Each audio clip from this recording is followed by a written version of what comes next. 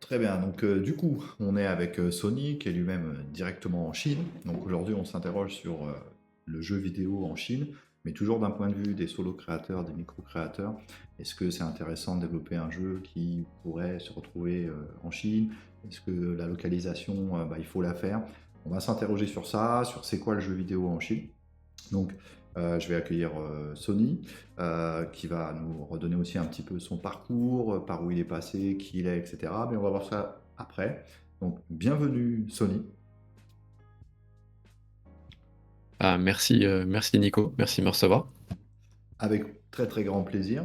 Donc, pour pas changer les règles de la chaîne, on saute tout de suite dans le sujet gaming. Donc, l'intérêt c'est de savoir d'abord quel gamer tu es, avant de parler de quoi que ce soit d'autre. Donc, on va poser les questions classiques de la chaîne. Maintenant, tout le monde est habitué. Donc, première question, quel est pour toi le meilleur jeu de tous les temps? Le jeu que t'emmènerais sur une île déserte, si tu n'en avais qu'un seul que tu pouvais emmener. Je rajoute ça maintenant parce que les gens me disent tout le temps, ouais, c'est dur et tout. Et depuis que je rajoute ça, c'est plus facile à répondre. Donc, ça serait quoi le meilleur jeu de tous les temps? Le seul jeu que t'emmènerais sur une île déserte si tu pouvais faire que celui-là. Ah ouais, j'avais pas pensé à cet aspect désert en fait. Parce que en fait, euh, ouais, sans l'aspect île déserte, j'aurais dit genre un Mario, un classique Mario, genre Mario 3. Mais je pense que, enfin, je le connais bien déjà. Je pense que c'est ça, je m'ennuierais un petit peu quand même sur l'île déserte. Donc peut-être plus un jeu avec plus de rejouabilité. Euh, mais alors là, je suis sur une île déserte. Allez, vas-y, les Sims alors. Les Sims. Ok, très bien. C'est dur, hein, c'est dur. Deuxième question, Ouais, c'est pas facile. Deuxième question, c'est quoi le dernier jeu non. qui t'a mis une claque?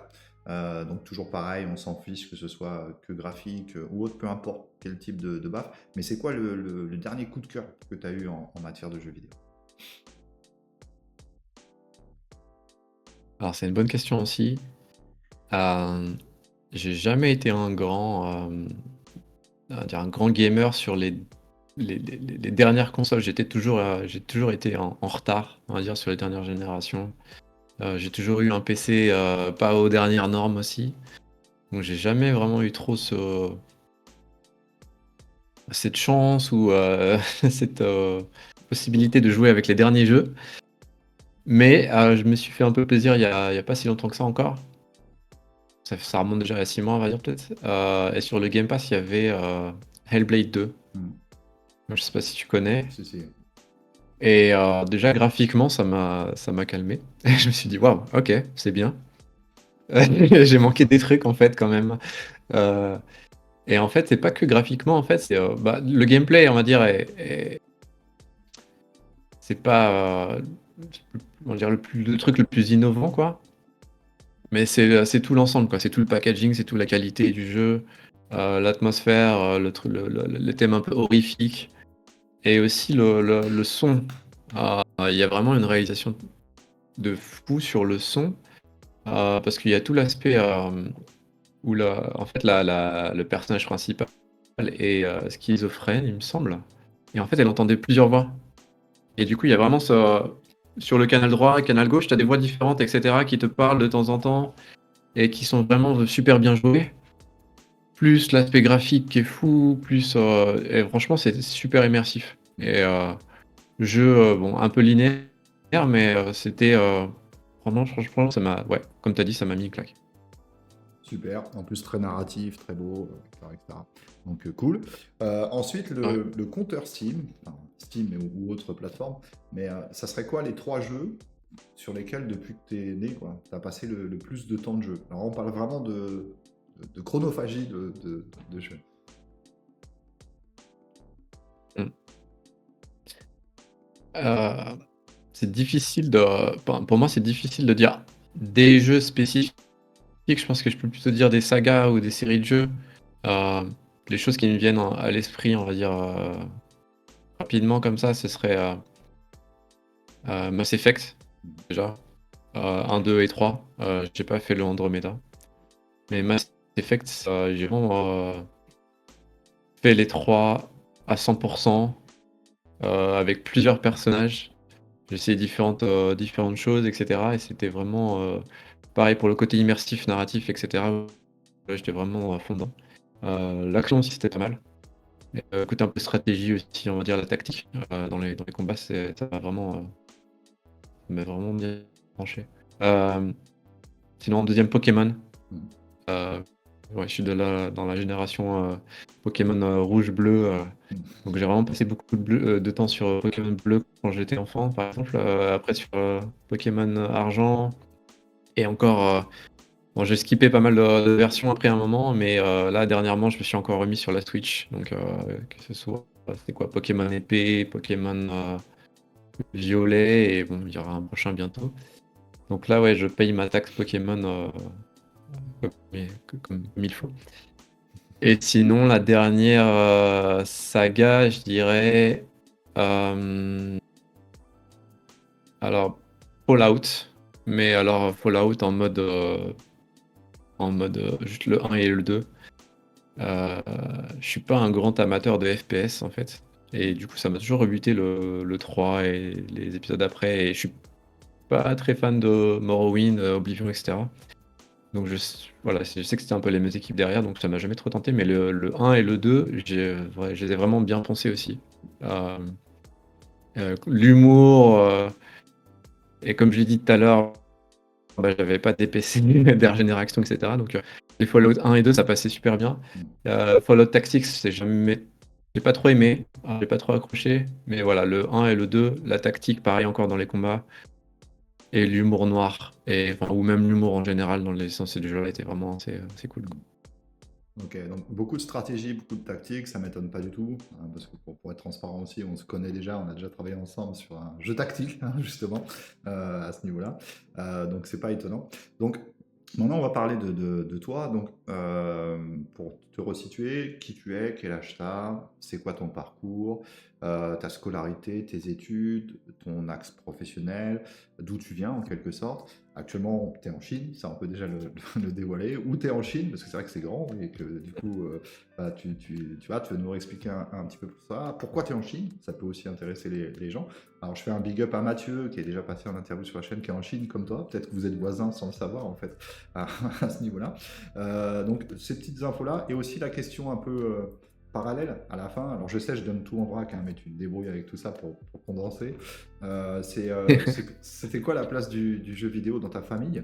Parce que ça, c'est une question que j'aime bien poser, parce que bah, on s'est aperçu qu'il y a des familles qui étaient complètement fermées, des familles qui étaient complètement ouvertes. Donc voilà, ton parcours, qui t'es, quel âge t'as, d'où tu viens, par où t'es passé, ton axe professionnel et la place du JV dans ta famille.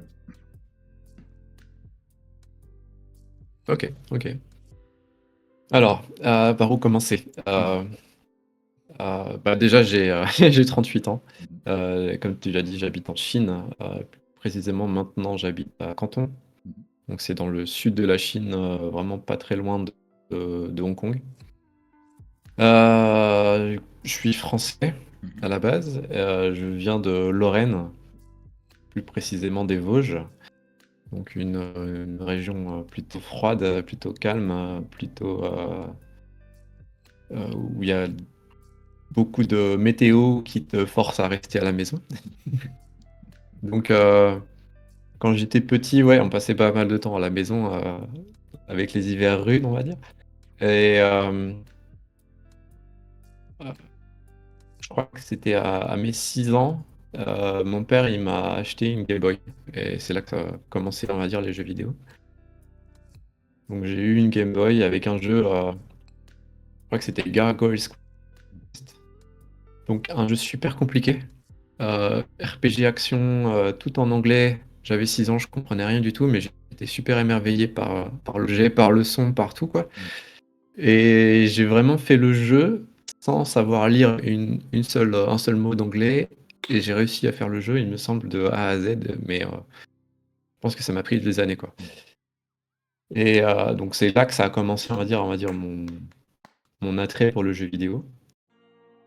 Et ouais, En grandissant, je suis resté sur la Nintendo, je suis passé à la Super Nintendo après.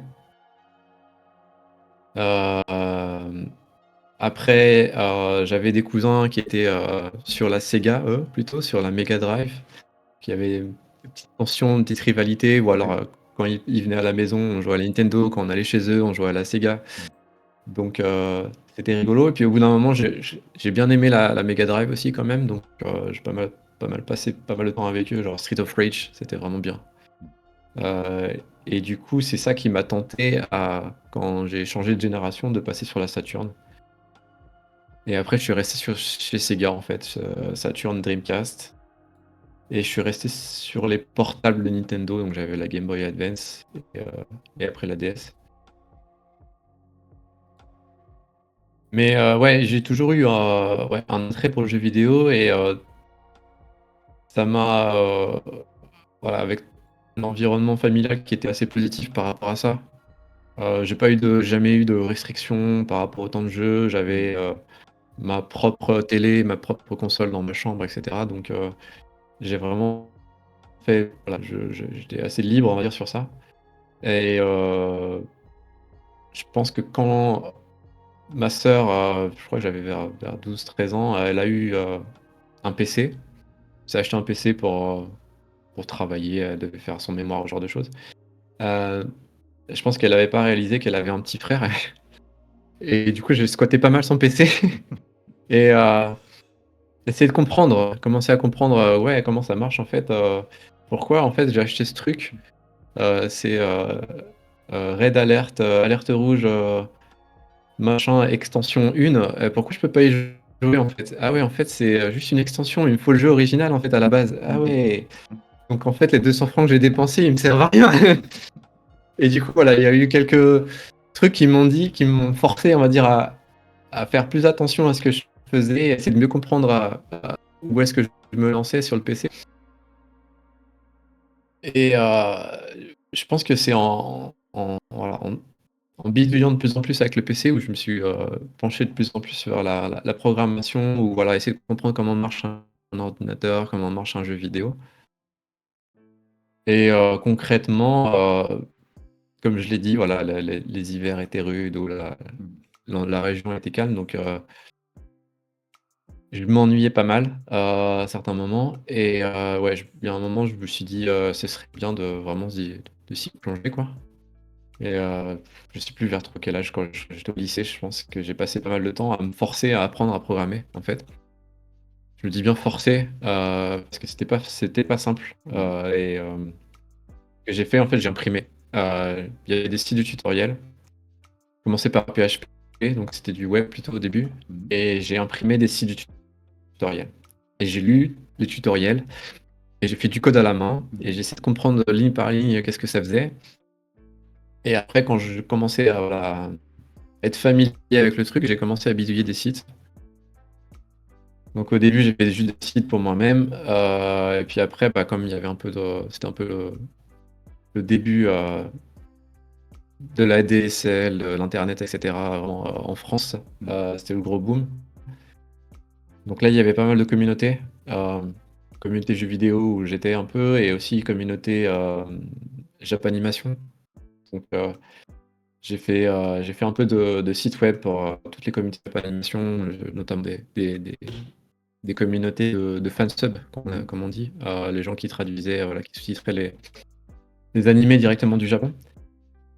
Donc voilà, j'ai fait pas mal de sites web sur ça, ça m'a formé. Et puis bah, après ça, après le lycée, après faire tous ces trucs en autodidacte à la maison, le soir, au coin du feu, on va dire, euh, je me suis dit, je vais aller en informatique. Parce que ça me plaît bien et parce que ça va m'ouvrir les portes aussi pour faire du jeu vidéo plus tard. Donc en fait, je suis allé, j'ai fait un DUT, je commençais par un DUT informatique, toujours dans les Vosges. Et ça s'est plutôt bien passé. Et puis bah, après ça, j'ai tenté une école d'ingénieur, mais j'ai été refusé. J'ai été refusé, j'ai loupé l'entretien. En gros, il y avait un entretien de sélection et j'ai mal géré les choses.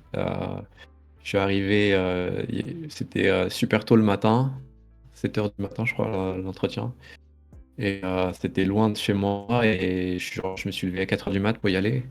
Donc en fait, j'étais complètement crevé et je dis n'importe quoi en fait. Et du coup, bah, je suis allé en fac, en plan B. Mmh. Je fais 2 ans à la fac à Dijon. C'était toujours de l'informatique, donc ça m'intéressait toujours, mais c'était quand même la fac, c'est quand même spécial, on va dire. L'ambiance était spéciale. Les cours magistraux, tout ça dans l'amphithéâtre, c'était quand même beaucoup plus impersonnel comparé au DUT où on était plus en mode familial, on va dire, c'était beaucoup plus petit, etc. Et c'est plus théorique aussi. En DUT, il y a quand même plus de pratique, on va dire. Et du coup, bah, j'ai fait 2 ans de fac, j'ai fait licence et M1, et après, je me suis dit, non, il faut quand même que je retente une école d'ingénieur, et je suis allé en école d'ingénieur à Belfort, à l'UTBM. Je me suis. J'ai pas pu avoir une sorte d'équivalence de tout ce que j'avais fait, donc j'ai dû refaire une année de plus, on va dire en gros. Mmh. Mais au final, c'est bien passé. TBM, c'est assez cool. Un truc un peu à l'américaine, c'est-à-dire qu'on pouvait choisir les matières sur lesquelles on s'inscrivait. Euh, et donc là, on avait vraiment pas mal de choix. Donc il y avait des matières, bien sûr, informatiques, mais il y avait aussi des trucs plus générales qui permettaient de développer genre des soft skills. Je sais pas comment on dit en français, mais Mmh. voilà, j'ai fait aussi de la communication, de la philo, de la comptabilité, tout ce genre de choses. Et c'était cool, quoi, parce qu'on pouvait choisir. Ça, c'était vraiment le point fort, j'avais bien aimé. Et puis, bah, au niveau informatique, c'était vraiment assez cool aussi. Et il y avait une filière que j'ai pas faite, euh, qui était vraiment axée jeux vidéo, mais je l'ai pas faite parce qu'elle était assez dure. Elle me semblait assez dure. Elle s'est axée jeux vidéo, réalité virtuelle et jeux vidéo dans le sens où vraiment géométrie 3D, des shaders, des trucs assez compliqués à faire. Et du coup, je suis resté sur une filière euh, informatique généraliste, on va dire. Et, ça s'est bien passé aussi. Et donc, après ça, euh, après avoir eu mon diplôme d'ingénieur, ou même pendant avoir eu mon diplôme d'ingénieur, non, allez, après, j'ai commencé à travailler en France au début.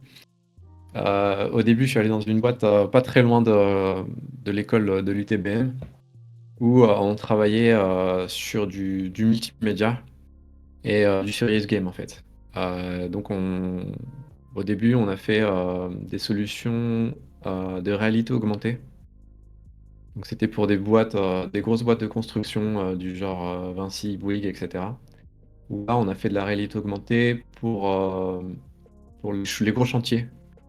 Donc par exemple, sur plan, ils avaient un plan, donc une image 2D. Et après, on venait caler sur le plan en 2D, on venait caler la 3D. Et on a construit tout un système pour automatiser ça, en fait, pour industrialiser ça. Et en fait, du coup, c'était les gens dans ces boîtes qui prenaient la 3D qui venait des architectes, mettaient dans le logiciel qui allait optimiser la 3D, enlever tout le surplus, optimiser à fond les polygones, etc. Convertir tout ça et après le mettre dans une application mobile pour pouvoir après voir avec le mobile sur le plan, etc. Et donc c'est là où j'ai vraiment fait mes armes sur Unity, par exemple. Bon, j'avais commencé un peu avant, mais là je me suis vraiment lancé à fond sur Unity et même sur C Sharp, parce qu'on avait fait du C Sharp aussi pour le client qui permettait de simplifier la 3D, de gérer la carte en 2D, etc. Et du coup, ouais, c'était quoi, Unity 2 ou Unity 3, je crois que j'ai commencé. Et ouais, là, c'était cool. Je me suis rendu compte à ce moment-là que, bah, en fait, le jeu vidéo, c'est quand même ça peut être accessible, surtout avec Unity. où tu t'arrives et en fait, c'est drag and drop, quoi. Tu prends un truc, hop, hop, hop, et hop, t'as une scène en 3D, tu dis waouh, ok. En fait, c'est facile le jeu vidéo. Pourquoi j'en ai pas fait avant, quoi?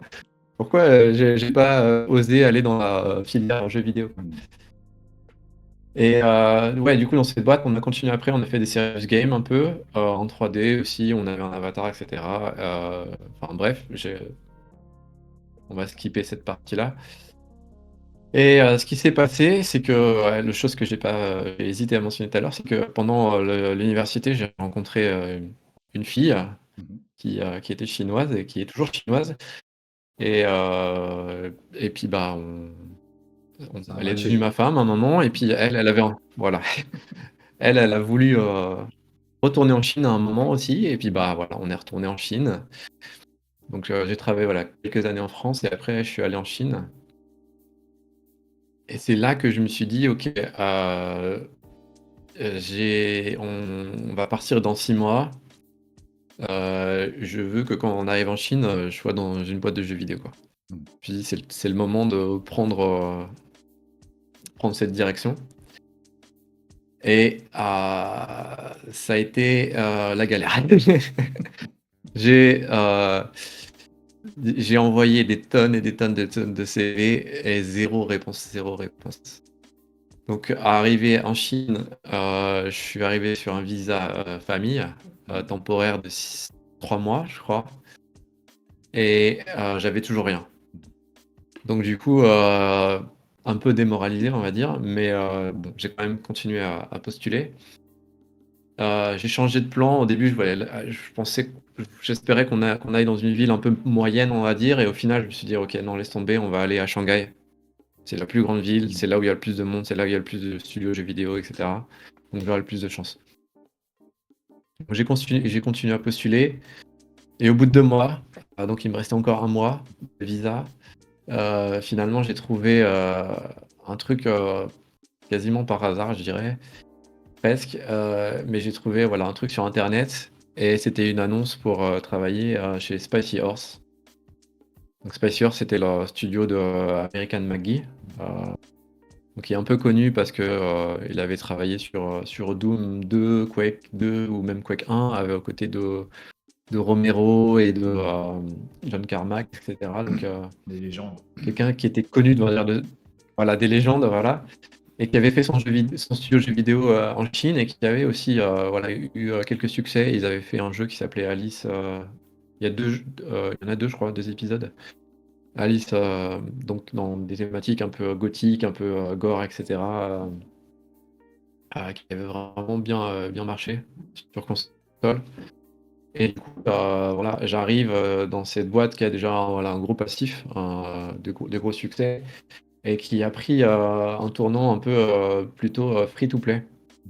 Donc ils étaient sur des jeux. Avant, ils étaient sur jeux console premium, voilà, et là, ils avaient pris le tournant free-to-play.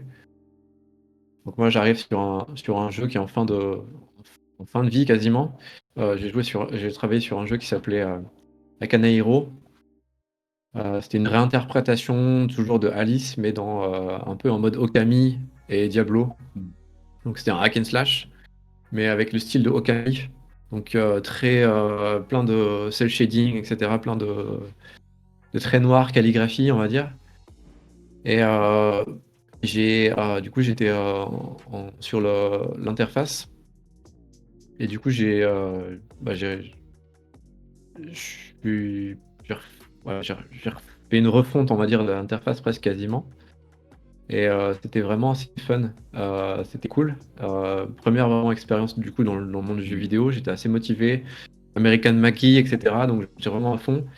Et un mois et demi après le début, ok, réunion le matin, American Maggie qui prend la parole. Ok, bon bah j'ai parlé avec les financiers, etc.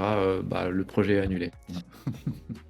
Donc bah je suis désolé pour vous, mais voilà, le jeu est annulé, donc toute l'équipe saute. Il y avait un autre jeu qui était en développement. L'autre jeu, eux, ils sont restés. Eux, ils n'étaient pas annulés. Mais je me suis dit, ok, waouh, c'est ça le monde du jeu vidéo, ok. C'est le challenge en fait.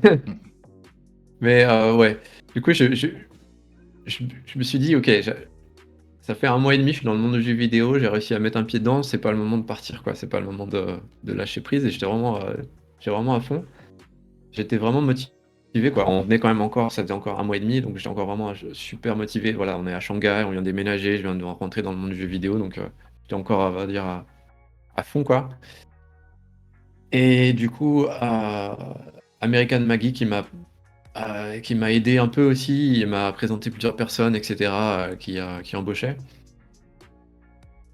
Et du coup, j'ai fait plein d'entretiens en une semaine. Je pense que j'en ai fait peut-être une vingtaine sur voilà, une semaine à 10 jours. Mm.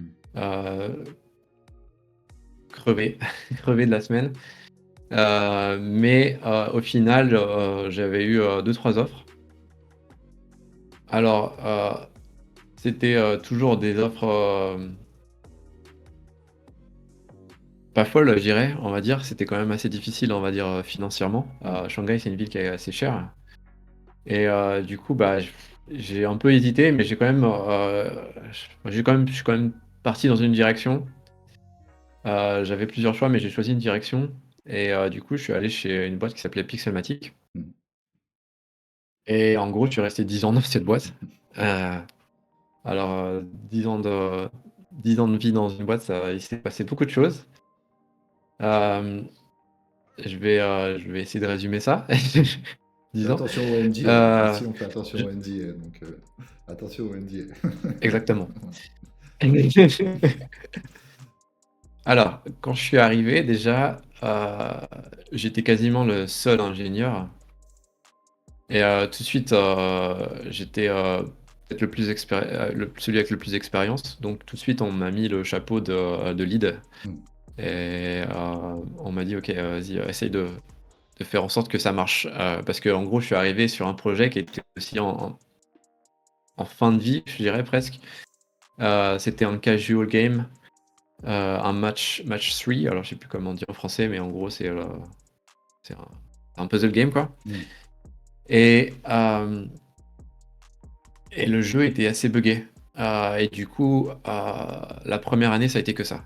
C'était vraiment débugger le truc, euh, euh, tout réarranger, que ce soit du côté Unity, du côté serveur aussi qui était en PHP, et essayer de refaire le maximum de choses possibles pour que ce soit le plus stable, que ça marche, que le jeu puisse être scalable, qu'on puisse se mettre à l'échelle pour avoir le plus de monde possible, parce que le jeu, on avait commencé à le publier, et voilà, on commençait à avoir un peu des joueurs. Mais je pense que à ce moment-là, Pixelmatic avait peut-être pas forcément aussi assez d'expérience ou aussi assez de budget pour le marketing. Mm. Et du coup, c'était un jeu mobile sans marketing dans un moment où c'était vraiment le gros boom des jeux mobiles, quoi. C'était le début de Candy Crush ou ce genre de choses. Là, on était vraiment juste une goutte dans l'océan, quoi. Et donc, au bout d'un an, bah, on est passé inaperçu. Le jeu, on n'avait vraiment pas d'augmentation flagrante du nombre de joueurs, etc. Donc, on a dû changer de direction, quoi. Mm. Et donc, c'est là où le patron, qui lui venait d'Amérique du Nord et qui avait déjà bossé voilà, des gros studios en Amérique du Nord, qui avait déjà on va dire un sacré réseau, plus à Ubisoft aussi, il avait travaillé à Ubisoft en Chine, etc. Ouais, on a pris la direction de faire de la sous-traitance, en fait. Donc là, on a switché, au lieu de faire notre propre jeu mobile, etc., on a fait la sous-traitance. Donc là, on a travaillé avec des boîtes plutôt nord-américaines, où on faisait la sous-traitance sur Unity au début. Donc on a fait pas mal de Unity, que ce soit sur des jeux mobiles, alors on a fait un jeu d'action, on a fait un jeu fléché, un mot fléché. Mm. Euh, je donne pas les détails ou les noms Non, non. forcément, voilà, NDA, comme on dit. Et après, on a un peu switché aussi. On a fait aussi un jeu, euh, comment dire, un MOBA. Alors ce jeu, en fait, bah, je peux le citer, c'est pas très grave à en dire, mais c'est Vainglory. Mm. Alors Vainglory, qui est un jeu qui est euh, toujours, enfin, qui est un peu mort, on va dire. Il est mort même, mais il est toujours disponible, il me semble. C'est un MOBA, donc c'est à la League of Legends ou Dota 2, qui était exclusivement mobile au début, donc touch, et qui avait été featured par Apple, etc., parce qu'ils avaient vraiment des graphiques qui étaient assez avancés. Et ils utilisaient vraiment bien à fond voilà, la capacité graphique des téléphones iOS. Et du coup, euh, sur quoi on les a aidés, en fait, c'était rentrer en Chine. Donc, en fait, eux, ils avaient déjà un jeu qui était lancé voilà, dans le monde et qui marchait bien, et ils voulaient se lancer en Chine. Euh, les choses sont bien goupillées, c'est-à-dire que dans un sens, ils avaient trouvé un éditeur en Chine, et en fait, ils avaient besoin de support, et ils voulaient plutôt avoir quelqu'un qui était un peu plus, on va dire, comment dire, plus facile à communiquer. Mm. C'est-à-dire, je parle de l'anglais, tu vois, Mm. et qui a peut-être plus de compréhension avec le monde occidental, on va dire. Et du coup, nous, on tombait vachement bien parce qu'on avait cette double compétence, on va dire. Et du coup, bah, moi, j'étais un peu l'interface principale, on va dire, de communication avec eux.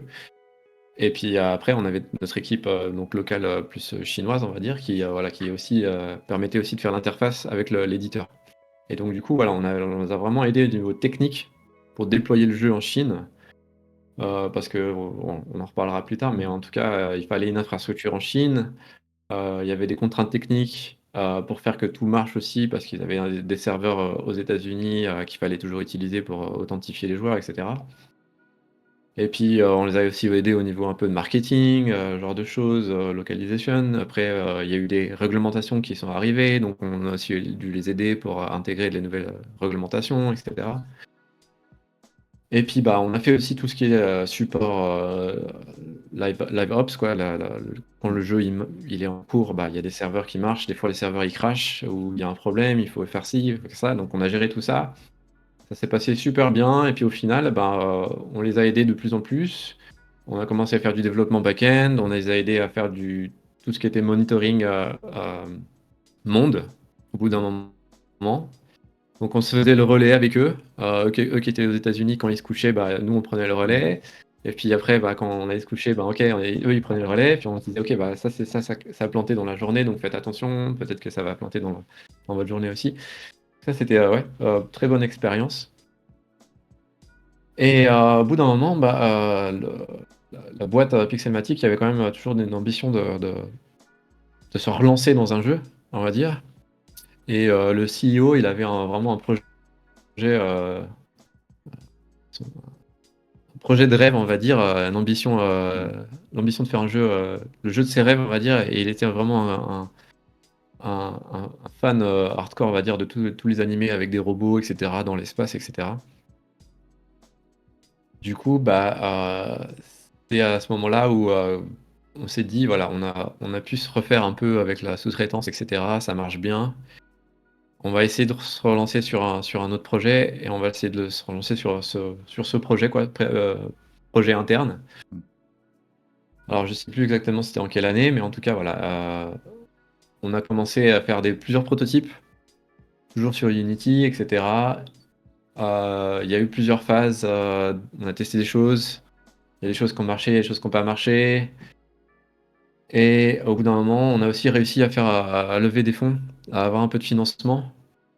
Et puis, avoir plus de financement, et puis avoir un peu plus de financement. Et en fait, alors au début, quand je suis arrivé à Pixelmatic, comme je l'ai dit, j'étais quasiment le seul ingénieur. À un moment, j'étais vraiment le seul ingénieur. Et jusqu'à un moment où, dans la boîte, on montait à presque 40 ingénieurs, et au total, on était une centaine. Donc, c'était vraiment ouais, j'ai vu, on est commencé dans un bureau sans fenêtre, presque un placard. Et au bout d'un moment, bah, on a monté, on a pris le chemin du travail, du télétravail aussi, avant Covid, et Covid, ça a un peu enterré cette idée, on va dire. Et voilà, ouais, quand on était vers la centaine, on était tous en télétravail. Et, euh,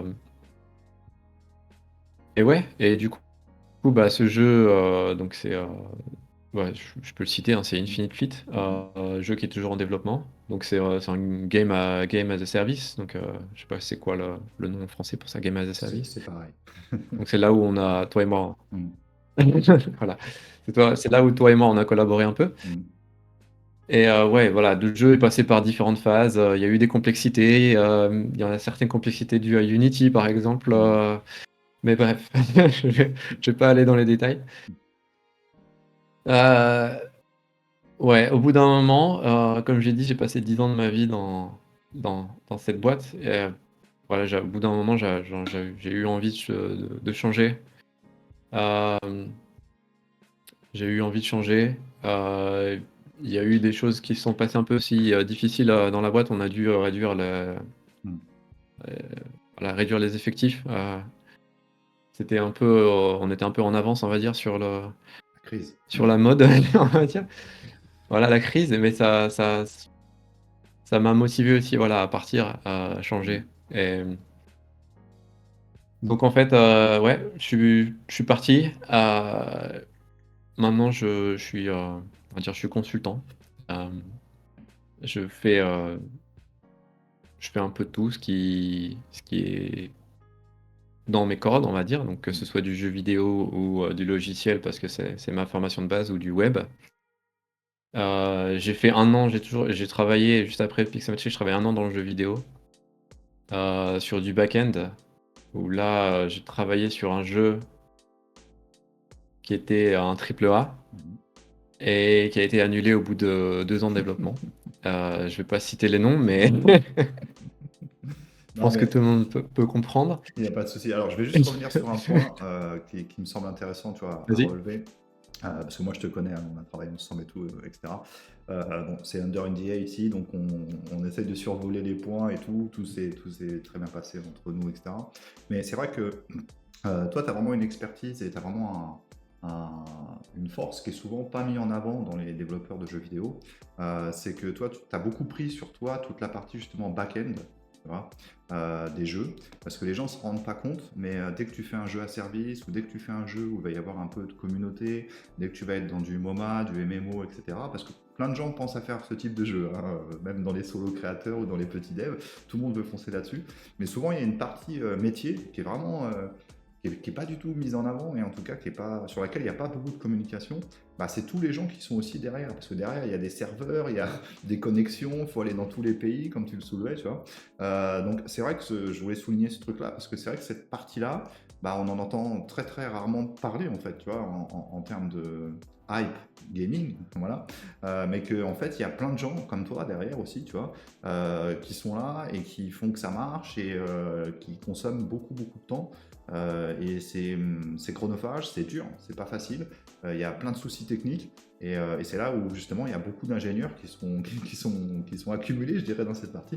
Et c'est vrai que c'est une partie qui n'est pas peut-être sexy, pas du jeu vidéo, mais c'est une partie qui reste indispensable. Et si ça ne marche pas, il n'y a rien qui marche, les gars.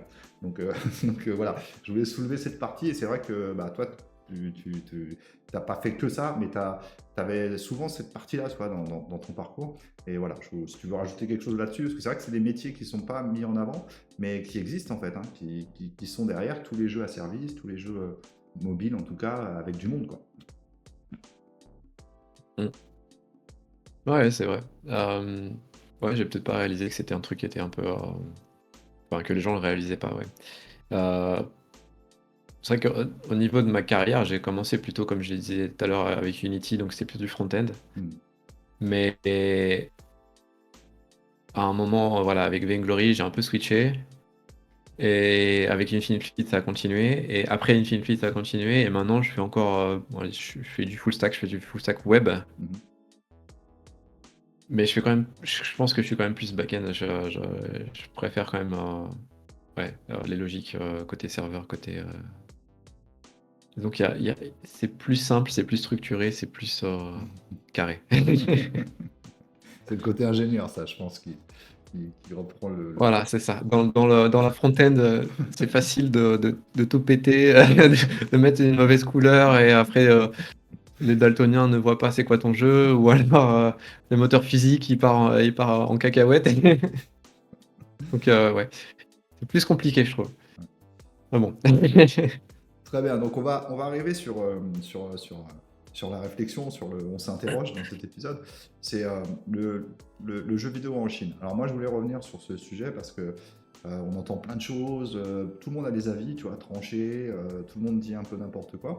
Donc toi, pour moi, tu es la meilleure personne pour, entre guillemets, en parler parce que d'une, tu as la vision occidentale, tu vois, tu arrives de l'Occident. Alors le terme Occident est un peu péjoratif des fois, je trouve, mais voilà. Tu arrives de la vision occidentale, tu habites en Chine depuis longtemps maintenant, tu es bien implémenté donc dans les us et coutumes, dans tout ce qu'il y a là-bas. Tu connais le marché chinois, tu connais les boîtes chinoises, tu connais les acteurs, les développeurs, les ingénieurs et tout. Tu as forcément autour de toi des gamers, hein, parce qu'on le sait tous, généralement les gens qui travaillent dans des boîtes de jeux et qui sont dans la tech, ils sont gamers, au moins en partie. Donc la question c'est comment toi tu définirais le jeu vidéo en Chine? On verra après les points de détail, mais déjà si on devait faire un gros résumé, quoi, un gros paragraphe pour dire c'est quoi la première porte pour comprendre le jeu vidéo en Chine, quoi. C'est une bonne question. C'est une question compliquée. Euh, je- alors déjà, je pense que enfin, j'ai pris quelques notes. J'ai pris, je savais qu'on allait parler de ça. J'ai quelques notes, on va dire, donc j'ai quelques chiffres éventuellement que je pourrais citer. Vas-y, vas-y. Mais déjà, ce qu'il faut savoir, c'est que vraiment c'est le mobile, quoi. Genre 70% du marché, c'est du mobile. Après, c'est 20% c'est du PC. Et après, il y a 1%, 2%, c'est les jeux web et les mini-jeux sur application, on va dire, et, euh, et les consoles. Hmm. Donc en fait, il y a un truc aussi à savoir, c'est que pendant très longtemps, il y avait un embargo, un ban sur les consoles. Donc il me semble que c'était peut-être de 1997 jusqu'à 2015, il n'y avait pas de console. C'est-à-dire que Nintendo, nous, on a connu voilà, toutes les générations de Nintendo, on a vu la PlayStation arriver, etc. En Chine, il n'y avait pas tout ça. Et c'est pareil, euh, enfin, voilà, disons qu'il n'y a pas eu cette culture gamer console qui était en Chine. Au niveau du PC aussi, ils n'ont jamais été. Enfin, je veux dire, la Chine s'est développée énormément sur les 40 dernières années. Mais au niveau du PC, au début, c'était pas un outil pour jouer, quoi. Donc, ce qui a vraiment démocratisé le jeu en Chine, c'est vraiment le mobile. Parce que en Chine, le mobile, c'est quelque chose qui est vraiment indispensable. Donc, on est dans un pays où la société, elle est vraiment sans cash. Il n'y a pas de cash. Euh, Il y a une problématique qui s'est posée à moi il n'y a pas assez longtemps que ça, c'est qu'on voulait donner de l'argent de poche à ma fille. Au début, on s'est dit on va lui donner des billets. Et en fait, quand elle avait un billet, elle va au supermarché, elle va au convenience store dans le coin, et ils disent non, désolé, je peux pas prendre ton billet, j'ai pas d'argent, j'ai pas de monnaie. Et en fait, plus personne n'a de monnaie presque. Et même dans la rue, tu vois des mendiants. Le mendiant, il a un QR code. Il demande plus des pièces. Ouais. Et le mendiant, il a un QR code. Et en fait, c'est vraiment, il y a deux plateformes de paiement principales. Il y en a une que vous connaissez tous, c'est WeChat. Hmm. Et il y a une autre qui s'appelle Alipay. Et c'est le moyen de paiement unique, quoi. Et donc tout le monde a un téléphone, tout le monde utilise WeChat parce que c'est le moyen de communiquer unique, on va dire. Il y a le moyen de paiement. Tu peux chercher un appartement, il y a Tinder dedans, ce genre de choses. Il y a vraiment tout dans WeChat. Donc le fait que tout le monde ait un mobile, bah ça a aussi été le point de départ de ce genre de choses, quoi, du jeu sur mobile, quoi. Hmm. Euh, Il y a un autre truc aussi, c'est que au niveau des infrastructures, ils ont vraiment développé assez rapidement la 4G, la 3G, la 4G, et maintenant la 5G aussi, c'est vraiment super bien développé. Donc tout ça, ça a vraiment aidé à faire, on va dire, un boom sur le jeu mobile. Les consoles, non, le PC, je pense que ça arrive de plus en plus. notamment grâce à Black Myth Wukong. Je pense que là, ça a vraiment boosté un peu plus l'attrait des joueurs chinois pour le jeu PC. Et les consoles, c'est vraiment, c'est encore super de niche. La console qui est la plus euh, forte, on va dire, sur le marché chinois, c'est la Switch, qui est, on va dire, assez compréhensible. Et après, il y a je crois que c'est la PlayStation, et la dernière, c'est la Xbox. Mm. Donc, peut-être deux, trois autres informations intéressantes, je pense qu'en termes de chiffres, il y a environ 67 millions de joueurs en 2024 en domestique, en interne, en Chine. Et presque la moitié, c'est des joueuses. Mm. Donc ça, c'est peut-être une information intéressante à savoir. C'est vraiment, ouais, la moitié, c'est des joueuses. Donc je sais pas c'est quoi les ratios maintenant en Europe ou aux États-Unis, mais ça m'a étonné de voir ça, que voilà, en Chine, c'est la moitié. Ah, je pense qu'il y en a beaucoup, mais Et je pense qu'ils du coup, sont, comme je disais, il y avait... je pense que ton chiffre est vraiment au-dessus. D'accord. Je suis pas sûr, mais voilà. Et, et un autre truc aussi important à noter, c'est que comme je disais tout à l'heure, il y avait cet embargo sur les consoles, etc. C'est pas trop dans la culture.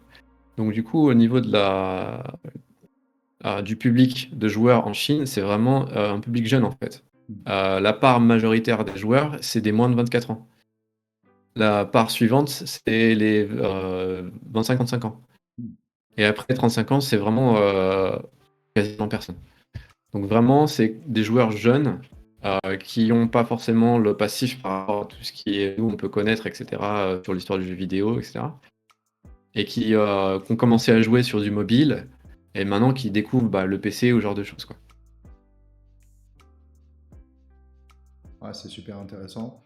Mais on peut presque dire que c'est comme un marché débutant, quoi, émergent en quelque sorte. C'est bizarre de dire ça, mais ça donne un peu cette sensation, en tout cas en chiffres, quoi. Ouais, ouais, ouais, clairement. Clairement. Donc, C'est. ok, alors après, on va commencer à parler un peu des idées reçues, des légendes et tout. Moi, j'ai souvent entendu dire, ouais, mais en Chine, tu as des jeux exclusivement chinois. Tu as des sociétés qui font des jeux que pour les Chinois. Et en fait, c'est des sociétés multimillionnaires, c'est des sociétés gigantesques dont on n'entend jamais parler, tu vois, en France ou en Europe ou en Occident. Et qu'il y a vraiment un marché interne qui est monstrueux, en fait. Et c'est des jeux en fait qu'on voit jamais, quoi. Voilà, parce qu'on connaît tous Tencent, tu vois, tout le monde pense Tencent, chinois, le jeu vidéo, voilà. Donc déjà, est-ce que ça c'est réel? Est-ce qu'il y a vraiment plein de boîtes en fait qui font des jeux vidéo en Chine et qui ramassent des millions parce qu'il y a beaucoup de joueurs et qu'en fait c'est vraiment des jeux chinois pour les Chinois? Voilà, c'est un peu réducteur de dire ça, mais voilà, je peux pas le dire autrement. Est-ce que déjà cette légende, elle existe, elle est vraie? Euh, je pense qu'elle est vraie ouais, majoritairement. Euh, la majorité des jeux euh, qui sont joués, c'est des jeux chinois. Euh, le jeu qui est le plus joué en Chine, je crois qu'en Europe, il s'appelle Arena of Valor. Et en fait, c'était un des concurrents de Vainglory d'ailleurs. C'est un MOBA. Et c'est le jeu qui est le plus joué en Chine depuis des années et des années. Et c'est un jeu de Tencent. Et du coup, c'est vraiment l'équivalent, on va dire, de League of Legends, mais sur mobile. Et il est joué vraiment beaucoup, beaucoup. Après, il y a des jeux aussi qui sont un peu aussi, bah voilà, là c'est le League of Legends. Il y a aussi un sorte de le mot est fort, mais une copie, on va dire, une inspiration de Counter-Strike, qui s'appelle Crossfire, qui est aussi assez populaire. Mais là, on va dire, il y a aussi, ces dernières années, il y a aussi, il faut pas l'oublier aussi, il y a Genshin Impact. Donc il y a la boîte qui est derrière Genshin Impact qui s'appelle MiHoYo. Ils avaient déjà un premier jeu, ils ont fait Genshin Impact, qui a explosé. Ils ont un autre jeu qui s'appelle, je sais plus comment, Honkai Impact, quelque chose comme ça, qui est aussi assez gros. Et c'est vraiment aussi super gros aussi en Chine, en termes de, de public, quoi, de marché. Euh, Et les Chinois, ils jouent beaucoup aussi à des jeux très chinois, dans le sens où il y a beaucoup de jeux de plateau Mm. ou des jeux de cartes. Donc des jeux de plateau, les dames des équivalents de dames chinoises, enfin d'échecs chinoises, des jeux de cartes, des jeux de mahjong. Donc ça, c'est aussi super populaire. Donc les jeux plus occidentaux, ça reste quand même quelque chose de minoritaire dans la masse de jeux chinoises. Mm. Et j'avais noté un truc. Donc l'appareil du gouvernement qui valide les licences pour les jeux, pour les publier les jeux en Chine. L'année dernière, ils ont validé 1400 jeux en un an. Sur ces 1400, il n'y en avait qu'une centaine qui n'étaient pas chinois. Mm. Donc je pense que ça reflète vraiment cette réalité, que la majorité, c'est des jeux chinois, et la minorité, c'est vraiment les jeux étrangers. Mm. Pour plein de raisons. La Chine, pour des raisons politiques, je pense. La Chine, elle veut vraiment promouvoir les produits chinois, les produits internes. C'est pareil au niveau du cinéma.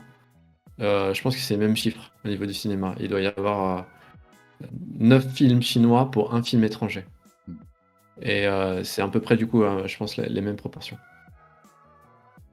Donc ouais, si tu regardes que le marché en interne, c'est sûr que c'est ça. C'est Alors la en question majorité, c'est des jeux chinois. un peu bizarre qu'on pourrait se poser, mais du coup, est-ce que des jeux chinois pourraient fonctionner à l'Occident? Voilà. Et est-ce qu'il y a une notion de code, de tradition, de culture?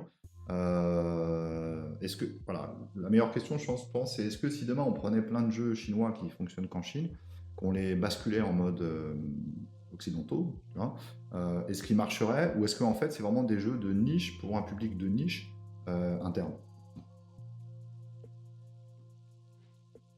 Alors, il y a Genshin Impact. Genshin Impact, c'est un peu le contre-exemple. Hmm. Après, je pense que Genshin Impact, il est un peu. euh, Ils sont vraiment assez très inspirés, je pense, de l'animation japonaise. Le style est vraiment très japonais, je trouve. Ouais, j'espère que c'est pas une insulte, on va dire, pour eux. Mais on sent voilà, l'inspiration japonaise. Donc peut-être que c'est ça qui a aussi facilité l'export du jeu à l'international. Euh, Sur Black Myth Wukong, je pense que là, c'était vraiment juste la qualité du jeu qui a vraiment mis une claque à tout le monde, que ce soit graphique, etc., sur l'action, etc.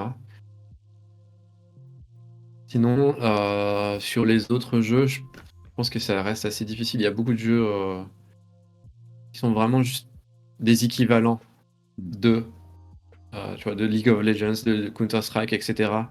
Mais voilà, avec un skin chinois. C'est-à-dire que euh, il y a des contraintes en Chine. Je peux peut-être en citer quelques-unes. Mais voilà, comme j'ai dit tout à l'heure, il y a un appareil du gouvernement qui valide ou pas si on peut sortir un jeu. Dans les règles, il faut pas qu'il y ait certains sujets, il faut pas que ce soit politique, il faut pas que ce soit jeu religieux. On va éviter les choses gore. Il y a des jeux où, par exemple, il y avait du sang. PUBG, et je pense qu'il y avait du sang, etc. Ils ont dû le retirer. Ils ont dû changer un peu certains messages. Donc, et toutes ces règles voilà, qu'il faut prendre en compte, qu'il faut pouvoir adapter. Et du coup, voilà, et généralement, voilà, souvent, c'est des jeux qui sont d'inspiration occidentale, qui sont adaptés au marché local. Alors, l'autre question aussi un peu challenge, voilà, c'est que il y a eu pas mal d'infos, de vidéos et tout. Là, on va parler du X, tu vois, d'user interface plus précisément. Et c'est vrai que moi, j'avais jamais fait gaffe, mais je suis tombé un jour sur une vidéo, je crois que c'était sur Micode ou quoi que ce soit, et il y a eu plusieurs articles là-dessus. Quand tu tombes sur un site web chinois, euh, t'es en panique. T'es en panique parce que c'est construit comme un site un peu à l'ancienne, tu vois, des années 2000. Ça bouge dans tous les sens. Tu comprends rien, tu trouves rien. C'est presque une chasse au trésor, en fait, tu vois, de chercher. Et est-ce qu'il y a aussi, il y a une différence vraiment culturelle sur l'UX? Là, je parle vraiment tu vois, de l'interface, parce que ça donne cette impression, hein. Moi, c'est déjà arrivé. Bon, moi j'ai une fille, bah, elle va être fan de certains articles. Des fois, tu vas te trouver sur un site chinois, et là tu dis, ouais, c'est quoi ça, ça bouge dans tous les sens, tu comprends rien. C'est animé avec des gifs des années 2000 et tout. Il y a une espèce de, comment dire, d'identité, tu vois, de l'UX. Est-ce que ça c'est une réalité, ou est-ce que c'est juste de notre côté, ou est-ce que tous les sites chinois sont aussi bizarres que ça, quoi? Non, ouais, pour être honnête, je suis pas sûr que ce soit spécifique à la Chine. Je pense Hmm. que j'avais vu un peu les mêmes choses au Japon. Euh, mais ouais, l'espace, il l'utilise beaucoup, quoi. Il n'y a pas beaucoup de blanc. S'il y a un petit blanc, c'est un bon endroit pour soit coller une fonction ou coller une pub. Hmm. Donc, quand tu utilises des applications chinoises, oui, elles sont vraiment surchargées. Il y a beaucoup d'informations. Il y a beaucoup de fonctionnalités. Comme je l'ai dit, WeChat, par exemple, c'est vraiment, il y a tout. Tout et n'importe quoi. Et, euh, et c'est pareil pour Alipay. Et c'est général, ouais, en termes de UX, c'est un peu la même chose un peu partout. Au niveau des jeux vidéo, je pense qu'il y a beaucoup de jeux vidéo, anciens jeux vidéo, entre guillemets, je dirais, où il y a un peu cette même UX. Tous les jeux vidéo, je l'ai mentionné, genre de jeux de plateau, de mahjong, de cartes, où voilà, il y a plein de UX un peu à l'ancienne, très lourde, des publicités, etc. Sur les jeux mobiles aussi, il peut y avoir des choses qui sont assez lourdes, mais après, voilà, je pense ça commence au niveau des jeux, il commence quand même, enfin, c'est entre les deux, je dirais. Hmm. Et il commence un peu à plus aller vers l'occidental où c'est un peu moins chargé, mais ils n'ont pas peur de ça. Ouais, ils n'ont pas peur qu'il y ait beaucoup d'informations, beaucoup de choses, etc. Dans les interfaces. Ok, Ouais. donc on va commencer les petites questions des gens du Discord. Bon, pour ceux qui regarderaient la vidéo, il y a une communauté, un Discord. N'hésitez pas à aller voir le lien et à vous inscrire sur la communauté. Vous pourrez poser des questions à l'avance sur les interviews, les invités des sujets. Donc on va en prendre quelques-unes parce qu'il y en a où on a déjà répondu. Donc la première question, alors on va essayer de les traiter en mode une à une de manière synthétique. Donc la première question, c'est Steam, le fameux Steam. Donc dans le même temps, on en parlait tout à l'heure en off, Steam vient de publier des chiffres où ils évoquent qu'aujourd'hui 50% des comptes sur Steam sont chinois. Voilà, en gros, donc c'est la news, c'est tombé il y a quelques jours. Donc ça veut dire qu'il y a beaucoup de Chinois qui sont sur Steam. Donc tu évoquais Black Myth Wukong, qui a certainement propulsé, je dirais, beaucoup de personnes, mais c'était quand même avant ça 21%, tu vois, de comptes Steam. Donc, c'est quoi la réalité sur Steam? Parce qu'on entend, et les gens du Discord, les gens de la communauté se posent la question, est-ce qu'il y a vraiment Steam en Chine? Est-ce que, alors on sait qu'il y a les VPN et tout, comment ça se passe en fait Steam en Chine? Parce qu'aujourd'hui on sait que les jeux sont quasi tous sur Steam et que le principal moyen d'avoir un jeu c'est d'aller sur Steam. Donc Steam et la Chine, comment ça marche en fait? Ouais. Alors, ouais, comme je l'ai mentionné tout à l'heure, il y a beaucoup de réglementations. Mm. Euh, du coup, pour quelqu'un qui a un petit indé, c'est pas la direction clairement à prendre. Mm. Euh, donc la porte à utiliser pour essayer d'entrer en Chine, c'est vraiment Steam. Mm. Euh, Steam, pendant longtemps, il y avait des rumeurs que ils allaient refondre complètement leur compte chinois, les comptes chinois, et avoir un catalogue où il y aurait 10 jeux validés par le gouvernement. Mais ça s'est jamais fait. J'ai vu plusieurs fois des images, etc. Et du coup, non, ça s'est jamais fait. Le Steam, moi j'utilise Steam, j'ai un compte chinois sur Steam en fait, et j'ai quasiment tous les jeux. Alors, j'ai jamais eu de souci à trouver un jeu, personnellement. Je pense qu'il y a des jeux qui peuvent être retirés pour des raisons de censure, de politique, etc. Parce que Steam, ils veulent quand même rester sur le marché. Mais ouais, ils sont un peu dans une zone grise, donc c'est encore ouvert. C'est encore ouvert. Ok, très bien. On continue la deuxième question qui est un peu plus technique. C'est la question de Lingouf qui a lui-même un jeu. Lingouf, il nous dit que il a beaucoup de visites sur sa page Steam qui viennent de Chine en fait. quasi plus de la moitié, donc des gens qui viennent regarder son jeu. Du coup, il se pose la question, est-ce qu'il doit traduire son jeu, tu vois, en chinois, pour les dialogues. Donc la double question, c'est est-ce que un jeu en anglais en Chine, ça fonctionne? Est-ce que les Chinois parlent anglais, en fait, ou pas? En sachant que quand on dit les Chinois, c'est tellement grand comme pays et large, et que les joueurs, tu l'as dit tout à l'heure, ils sont immenses, beaucoup de femmes, beaucoup d'hommes, etc., un peu partout. Est-ce que les gamers parlent chinois, ou est-ce que ça vaut vraiment la peine de traduire son jeu en chinois? Ou au moins de proposer les sous-titres, quoi. Ouais, ouais, ouais, ouais. C'est alors, déjà sur l'anglais, je pense que non. Heu, ils sont meilleurs que les Français au niveau de l'anglais. Mais, c'est pas ça, c'est pas ça encore. Ou en tout cas, c'est quelque chose qui va les rebuter, je pense. Donc, ouais, clairement, avoir une traduction, une localisation, en chinois, je pense que c'est vraiment le premier point, le premier pas à faire. Heu, il y a, surtout maintenant avec, je dirais la localisation du pauvre, en utilisant des IA, que ce soit ChatGPT ou peut-être plutôt DeepSeek. J'ai pas testé, mais peut-être DeepSeek qui est chinois, peut-être que ça peut être encore mieux. Heu, c'est un bon point de départ. Après il faut faire attention à comme je l'ai dit tout à l'heure, il y a des réglementations et cetera et des sujets à éviter. Donc, si vous avez un jeu, heu, qui est peut-être violent, qui est peut-être gore ou qui est peut-être, hem, sur des sujets, politiques sensibles et cetera, bah, va falloir peut-être faire attention. Peut-être, si vous vraiment allez essayer d'aller en Chine, et pas trop vous attirer dans Mm. de mauvaise presse, je dirais, bah, soit, vous allez pas en Chine. Si vous vraiment essayez faire ça, soit, vous adaptez un peu votre script ou, vous faites attention au niveau de la traduction. Mm. Donc là, au niveau si vous faites la localisation du pauvre, comme je l'ai appelé, ce sera pas suffisant, quoi. Il faudra qu'il y ait quelqu'un qui refasse une passe pour essayer de revoir un peu tous les sujets et Mm. cetera, que ça se passe bien, heu, pour être sûr que vous pouvez aller, sur le marché chinois et ne pas avoir, un bad buzz, quoi.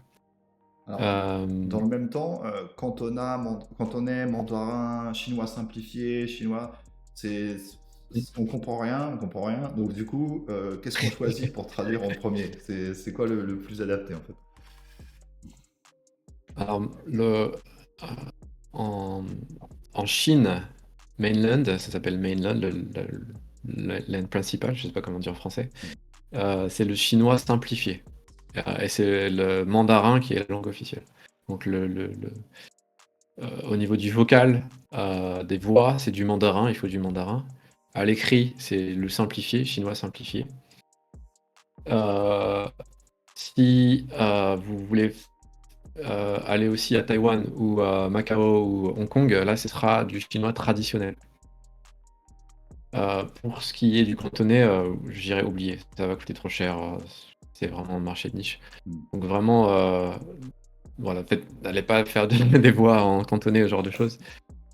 Faites des voix en mandarin, si vous voulez. Sinon, à l'écrit, c'est chinois simplifié. Hem Et je pense que c'est vraiment important, un truc qu'on réalise peut-être pas trop aussi, c'est que les Chinois, c'est vraiment ils ont une diaspora qui est partout dans le monde, quoi. Il y a des Chinois en France, en Europe, aux États-Unis et cetera, donc Mm. vous faites un jeu qui est en chinois, il va pas seulement s'adresser aux Chinois, il va s'adresser à tous les Chinois qui sont dans le monde entier. Hem Et aussi il y a, d'autres pays où ils parlent un peu chinois. En Malaisie, il y a beaucoup de Chinois. Singapour, ils parlent chinois, c'est la langue officielle, donc c'est aussi en simplifié, il me semble.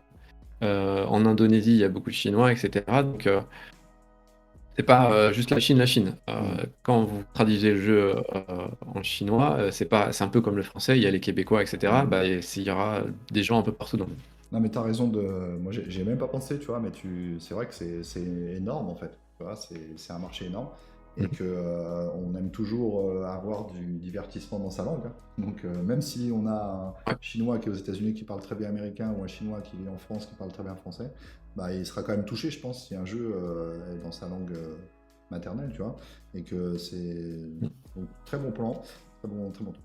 Je finis avec une petite anecdote de Mathieu, donc, qui nous dit. Euh, Concernant les joueurs chinois, ils ont une manière très particulière d'utiliser les avis de Steam. Ils n'hésitent pas à laisser des critiques négatives pour attirer l'attention des développeurs et demander des améliorations, avec des messages du genre «Je n'ai pas aimé ça, mais si ces points sont corrigés, je changerai mon avis en positif». Et ce qui est intéressant, comme il nous dit Mathieu, c'est qu'ils le font vraiment. C'est-à-dire que contrairement à des joueurs dits occidentaux, qui postent un avis négatif et qui n'arrêtent jamais sur le sujet, lui, il a constaté qu'il y avait beaucoup de joueurs chinois qui mettent des avis négatifs en disant moi je veux que ça change, et qui se mettent carrément des rappels mensuels pour vérifier s'il y a bien eu les mises à jour, et puis du coup adapter leur truc en conséquence. Donc Mathieu, bon, je l'ai interrogé, donc je crois parfaitement ce qu'il me dit, mais du coup ça traduit de quoi ça? C'est ils sont vraiment dans une logique différente de nous, dans la notion d'avis, dans la notion de je dis que c'est pas bien, mais s'il améliore, je dirais que c'est bien. C'est quoi ton retour? Est-ce que tu as vu ça déjà? Peut-être pas, mais est-ce que ça te semble logique par rapport à ce que tu connais des Chinois et du marché chinois? Ouais, alors, personnellement, j'ai pas cette expérience, Hmm. j'ai pas de je suis pas un développeur indépendant, j'ai pas publié de jeu Hmm. moi-même sur Steam ou ce genre de choses, donc j'ai pas cette expérience, mais je pense, en tout cas avoir perçu que, en Chine, il y a vraiment une culture, qui est un peu différente, de l'Occident, où les gens, ils vont plus facilement partager leur avis, pour plein de raisons, mais il y a vraiment beaucoup plus de partage d'avis, heu et un peu comme, au Japon aussi, très souvent, par exemple, ça me fait penser à un truc, c'est que, nous, on a l'habitude de regarder YouTube ou ce genre de choses et on regarde la vidéo. Hmm. En fait, eux, sur leur système de plateforme, ils ont des commentaires sur les vidéos. Hmm. Donc en fait, il y a toujours, la vidéo, les sous-titres éventuellement, et en haut, il y a les commentaires des gens qui regardent la vidéo. Hmm. Donc en fait, tu regardes jamais la vidéo seule, tu as toujours les commentaires des gens au-dessus et c'est un peu pareil sur toutes les applications. Il y a toujours un espace où les gens, ils peuvent commenter et cetera. Donc il y a vraiment une espèce de ouais, je pense que c'est assez culturel, ou en tout cas, il y a les outils qui ont été mis en place pour créer ce genre de choses. Donc ouais, ça m'étonne pas, je dirais, l'anecdote de Mathieu. Ok, super cool. On va finir par deux parties, on arrive à la fin. Donc la première partie, c'est qu'est-ce que tu... Parce que là, il y a pas mal de gens sur la chaîne qui sont des solo créateurs, des petits développeurs, des futurs solo créateurs, il y a des pros aussi, mais si quelqu'un se dit demain, tiens, moi, mon jeu, allez, on va dire que c'est pas un jeu avec des trucs horribles, des trucs politiques, des trucs autres, est-ce il a quand même un intérêt à traduire son jeu en chinois? Je parle vraiment de se dire, ouais, il faut que je prenne en compte la Chine dans mes joueurs. Et s'il y avait peut-être un tips ou deux, tu vois, peut-être qu'il y a une petite astuce, tu la mets dans ton jeu, peut-être pas, hein, mais peut-être qu'il y a une petite astuce si tu la mets dans ton jeu. Les Chinois ils vont dire ah c'est génial, ça j'adore, tu vois. Ou est-ce que voilà, qu'est-ce que tu conseillerais en fait aux gens qui se diraient moi je veux quand même qu'il y ait une petite partie chinoise qui soit mes joueurs. Ah, c'est une très bonne question. Enfin, déjà, je vais dire, oui, clairement, je pense que, commencer par traduire le jeu, juste les textes, déjà vraiment ou même juste, l'interface, l'UI. Après éventuellement les dialogues, si vous avez beaucoup de dialogues. Heu, Si vous avez les moyens pour les voir, alors vraiment là, ce serait le top, mais bon, vraiment les textes, l'interface, les dialogues et cetera. Hem, Est-ce que j'ai un truc? Pas Peut-être vraiment, qu'il y en a pas. si vous arrivez à caler si vous arrivez à caler un essayer de trouver un mème chinois ou de caler une référence chinoise, je pense que ça peut leur faire plaisir. Ouais. Ok. Heu, donc ouais, peut-être une petite recherche sur DeepSeek justement et puis, voilà, donne-moi des références chinoises, que je peux caler dans mon jeu et puis ça fera plaisir. Ok, on va finir là-dessus. Deux choses. Je vais te laisser après le mot de la fin. Donc, tu dis ce que tu veux. Voilà, sur toi, sur le jeu vidéo, sur la Chine, ce que tu veux, tu auras le mot de la fin. Donc, avant, je te remercie d'avoir participé à cet échange. N'hésitez pas en commentaire et tout à mettre ça en place. Il les verra, les commentaires. à ce niveau-là, Sony. Il est sur le Discord, mais comme d'habitude, on ne va pas harceler les gens qui ont été interviewés sur le Discord, leur poser 200 000 questions, etc. On y va tranquille. De nouveau, big up à Mathieu, parce qu'il est en Chine aussi, hein, tu vois. Donc c'est intéressant, je trouve que bah, y a pas mal d'expatriés en Chine. Moi, j'aime bien aussi dépoussiérer, hein, parce que moi, voilà, on a dit, on a travaillé ensemble à Pixematic, il y avait beaucoup de gens qui étaient en Chine. Et en fait, moi-même, je l'avoue, hein, ça a beaucoup dépoussiéré aussi ma vision des Chinois, quoi. Parce que les gens mélangent toujours le gouvernement et les Chinois, et en fait, c'est deux choses différentes à ce niveau-là. Et il y a plein de possibilités aussi, et des gens, des Français comme Sony, comme Mathieu, qui vont là-bas et qui trouvent leur vie, leur bonheur, et ça se passe plutôt très bien. Voire bien, parce que voilà, je pense pas que tu as envie de rentrer pour l'instant en France. Tu es très bien avec ta petite famille en Chine. Donc voilà, donc merci à toi. J'espère que ça a plu à tout le monde. Je te laisse le mot de la fin, Sony. Dis ce que tu veux, ou une phrase, deux phrases, un paragraphe, ce que tu veux, c'est à toi. Et après, on conclut. Ok, ça marche. Ouais, je pense qu'il y a beaucoup de clichés autour de la Chine, etc. Parce que ça reste quand même, je dirais, un pays un peu fermé, de par l'Internet ou ce genre de choses, qui est un peu verrouillé, etc. Mais il y a quand même pas mal d'opportunités, je pense, ici. Enfin, il faut pas se fier aux clichés. Il y a beaucoup de gamers, et je pense que c'est de plus en plus. Euh, et vraiment, chaque jour, c'est de plus en plus. Ah, peut-être un petit truc aussi que j'ai noté, que je viens de repenser. Il y a une spécificité aussi en Chine, c'est qu'il y a pas mal de cloud gaming. Alors, je sais pas si ça va vraiment vous impacter, mais il y a de plus en plus de cloud gaming en Chine, notamment grâce à cause de la 5G. Donc, ouais, il y a peut-être des plateformes qui vont commencer à popper un peu plus de plus en plus, et ouais, je sais pas, il y aura peut-être plus de voies ouvertes, on va dire, pour publier des jeux, peut-être, je sais pas. Euh, ouais, en tout cas, si vous avez d'autres questions par rapport à la Chine, des hésitations ou quoi que ce soit, bah, je serai sur le Discord, je pense, disponible. N'hésitez pas, voilà, à me demander. Ok, super. Merci, merci, merci. De tout cœur. Sony, je dis à bientôt à tout le monde. Ciao, c'est la fin. À bientôt. Merci.